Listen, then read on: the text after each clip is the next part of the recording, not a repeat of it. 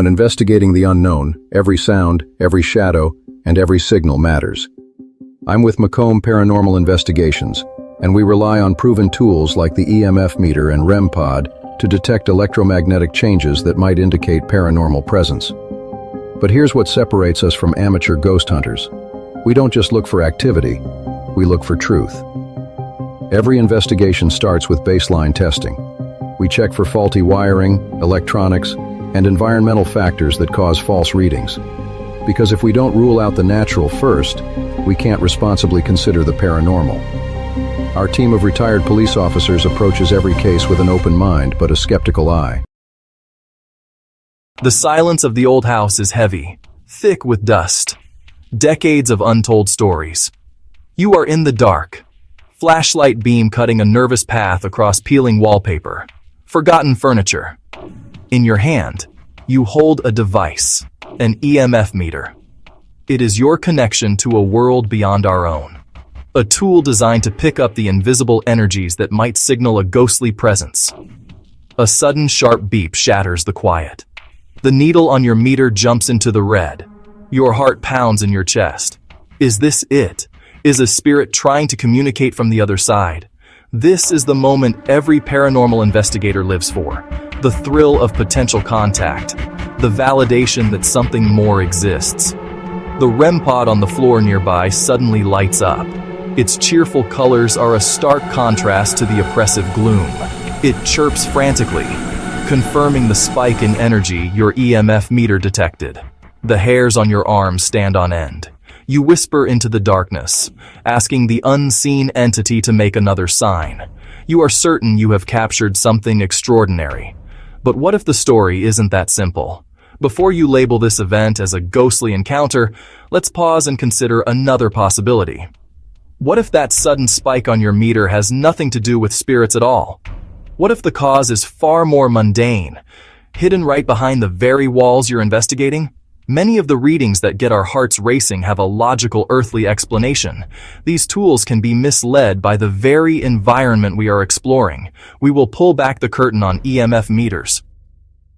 REM pods. We will reveal how common electrical sources can mimic paranormal signs. Electrical panel, wiring inside walls, Wi-Fi router, power lines, appliances, fluorescent ballast. The beep might not be a voice from beyond the grave. It might be a warning sign of a very different kind of danger lurking in the house. Our mission tonight is to conduct a thorough and transparent investigation. We will not be hunting for ghosts in the traditional sense. Instead, we are hunting for the truth behind the signals. We will take you step by step, designed to separate genuine anomalies from environmental contamination. We will demonstrate how a systematic approach can help you understand what your equipment is truly telling you. This isn't about debunking for the sake of it. It is about promoting responsible and credible investigation techniques. Our goal is to empower you with the knowledge to look at the evidence with a more critical and informed eye. Here is our plan. We will begin by establishing a comprehensive baseline reading of the entire property. This is the most crucial step, yet it is often overlooked in the excitement of a new location. We will move through the house room by room, meticulously documenting the ambient electromagnetic fields. We will identify and map every potential source of interference: visible outlets, light fixtures, hidden wiring, junction boxes. This baseline map will become our guide, our reference point against which all subsequent activity is measured. Without it, any reading is just a number without context. Once our baseline is complete, we will begin our search. We will sweep the house again, looking for any spikes or anomalies that deviate from our established background levels. When we find one, we won't jump to paranormal conclusions. Instead, we will initiate a series of simple but effective tests. We will try to replicate the reading. We will use multiple devices to cross-check the findings.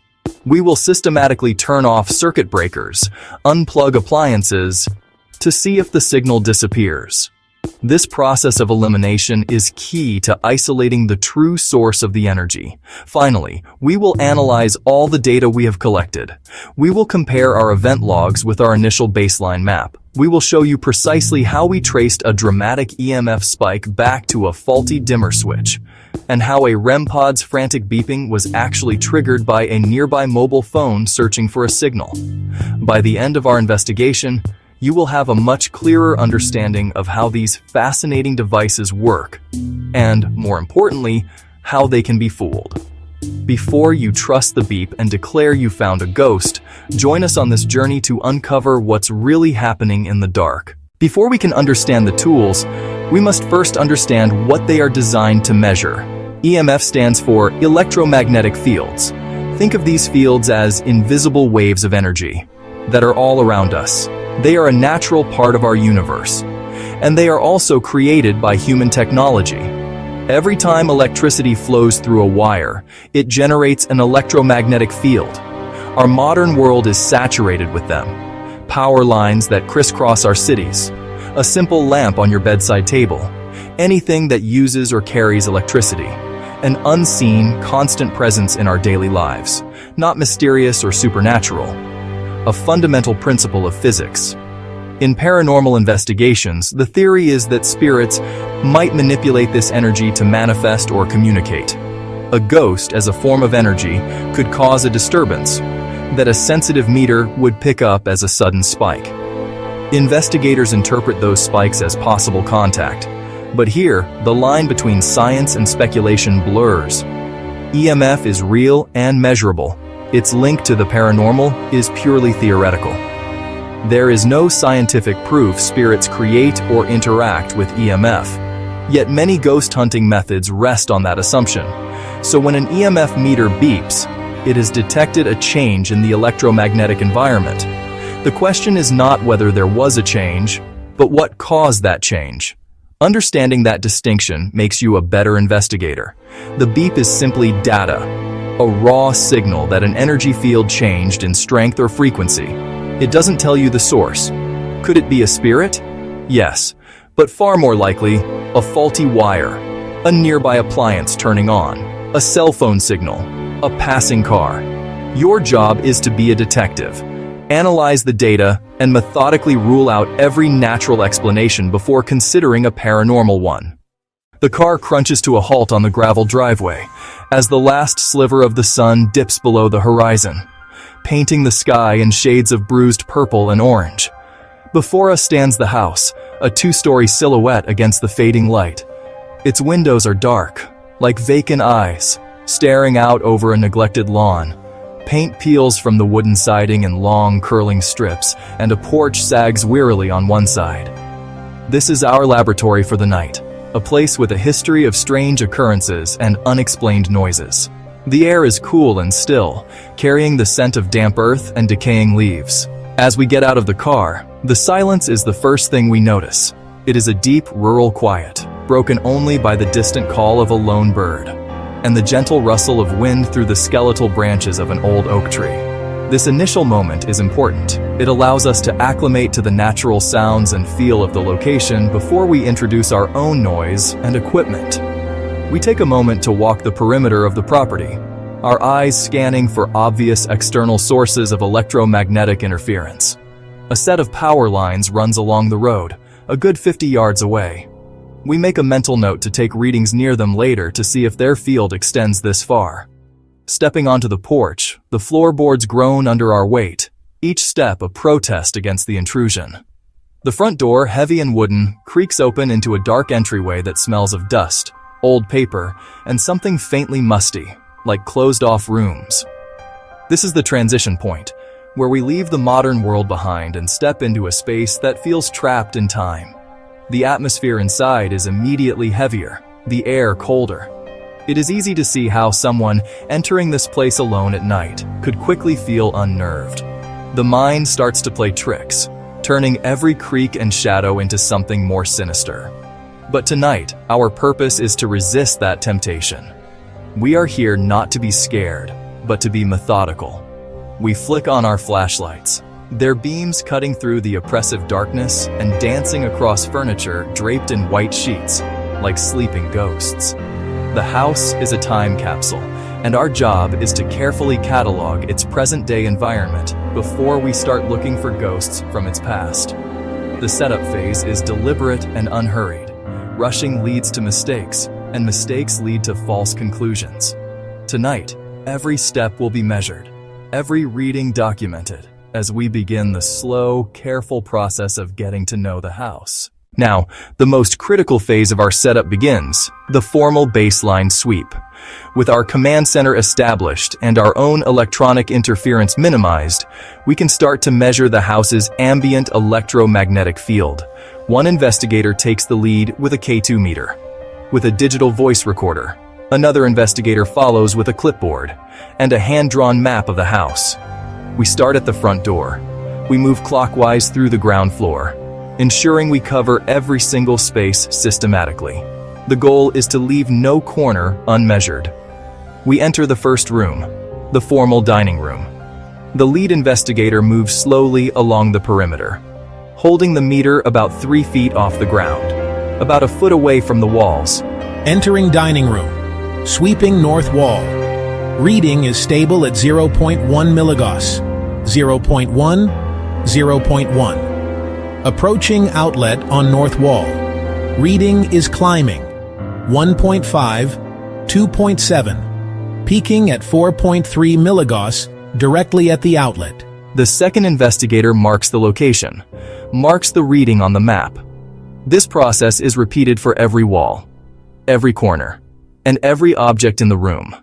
We sweep the meter over the antique wooden sideboard, under the dining table, near the chandelier hanging from the ceiling. We discover a persistent field of around 2.5 milligauss near a light switch by the door. We flick the switch on and off. The reading jumps to over 8 milligauss when the light is on, and drops back to 2.5 when off. This tells us the wiring around the switch is unshielded or faulty, creating a constant field even when not in use. This is a crucial finding, a permanent hotspot that could easily be mistaken for paranormal activity. We continue this meticulous process for every room on the ground floor. The kitchen, the small study, the downstairs bathroom. Each room has its own unique EMF signature. The kitchen is predictably noisy, with residual fields around where the refrigerator and microwave would be plugged in. The study, however, is almost completely silent, with readings barely registering above zero. This contrast is important. It shows that not all rooms are equal. Knowing where the quiet zones are is just as important as knowing where the noisy ones. These quiet zones will become prime locations for our vigil later on, as any fluctuation there will be far more significant. I've got something here.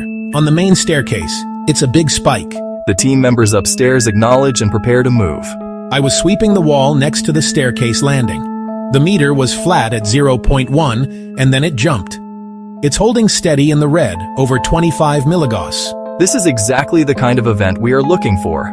A massive, sustained spike in an area previously identified as electromagnetically clean during our baseline. The other team members converge on the location. They approach slowly, their own meters off, to avoid contaminating the scene. They find the first investigator standing on the landing, halfway up the stairs. Their REM pod is lit up like a Christmas tree, all 5 lights blazing brightly. The spike is localized to a specific spot on the wall, about 4 feet from the ground. When the investigator moves the meter just a foot to the left, the reading drops back to nearly zero. When the investigator moves the meter just a foot to the right, the reading drops back to nearly zero. It is focused, it is powerful, it is unexplained. The air feels charged with possibility.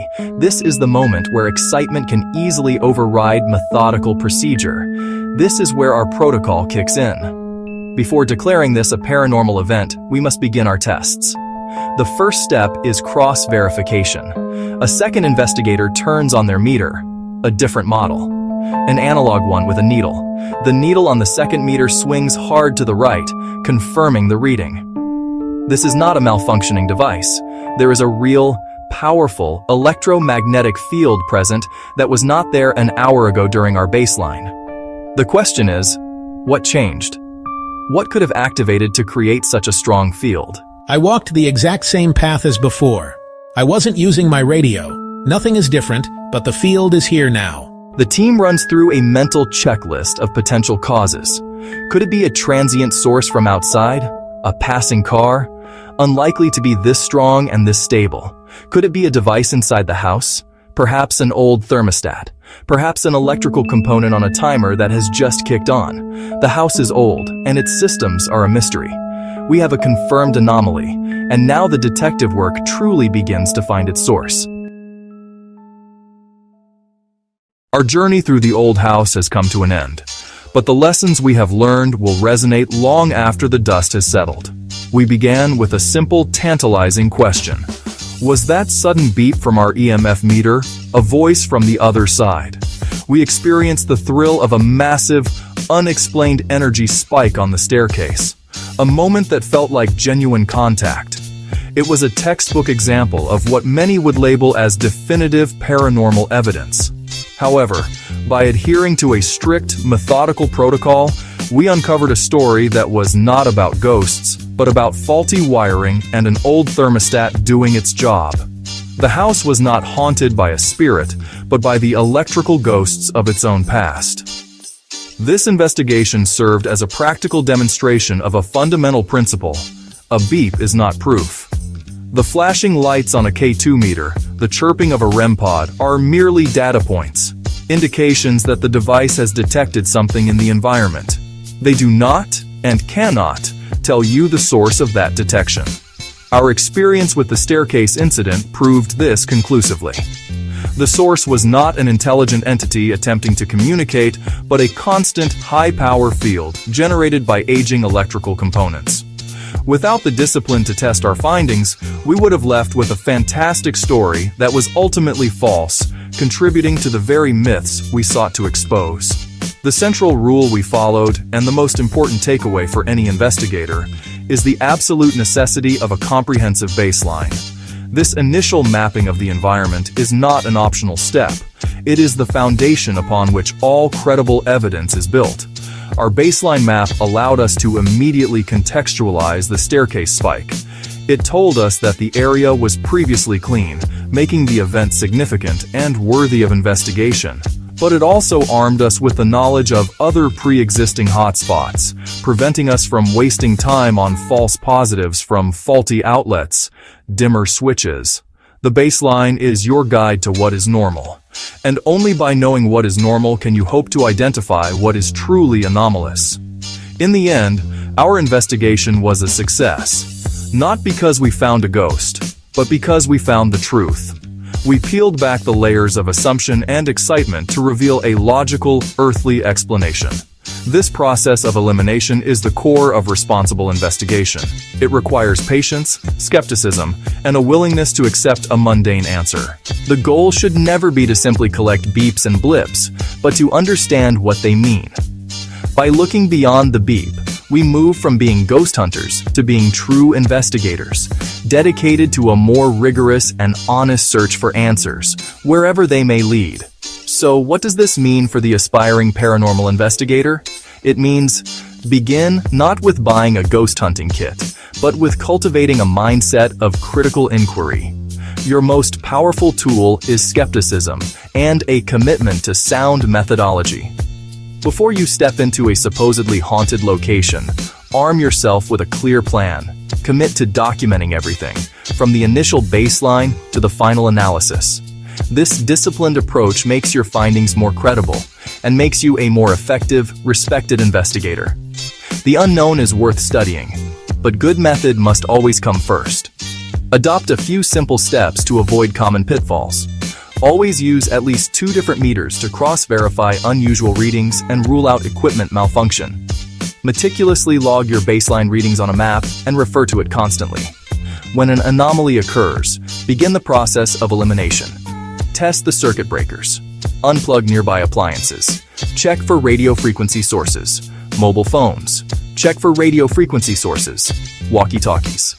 If a high EMF reading persists and you suspect faulty wiring, advise the owner to consult a professional electrician. This critical approach doesn't diminish mystery.